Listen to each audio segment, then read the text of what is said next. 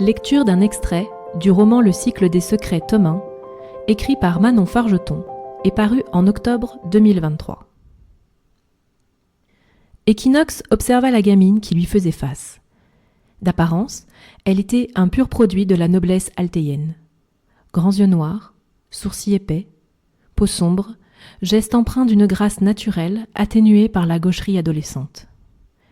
Seuls les reflets ambrés dans sa chevelure sombre et les taches de rousseur qui mouchetaient ses joues détonnaient. Si on en trouvait parfois sur les joues d'esclaves aux origines métissées, celle-ci était rare parmi les descendants des géants. Ce n'était pas d'eux que cette gamine les tenait. Et pour cause. « Sais-tu qui je suis ?» Les yeux vifs de la jeune fille l'étudiaient, ne s'attardant jamais longtemps sur son visage. Équinoxe s'introduisit dans son esprit. Elle fut surprise par la résistance de la gamine et dut déployer une puissance importante pour modifier ce que celle-ci voyait. « Magicienne ?» souffla celle-ci troublée. Équinoxe acquiesça.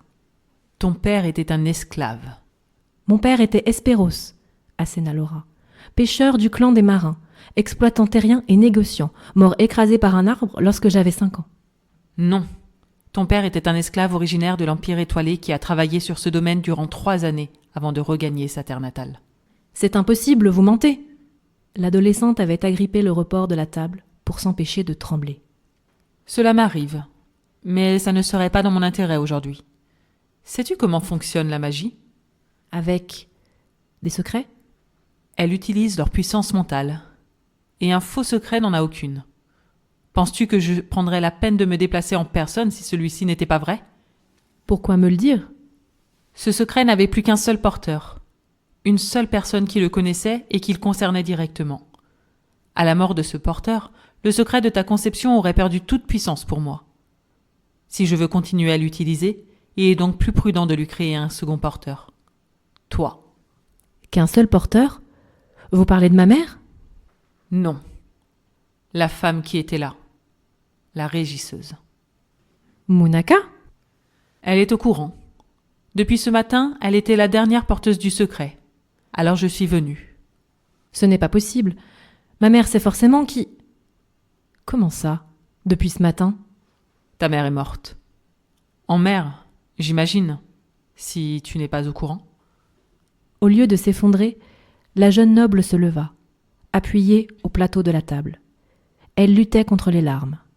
Seule la fureur, l'éducation et la fierté lui permettaient de les retenir encore.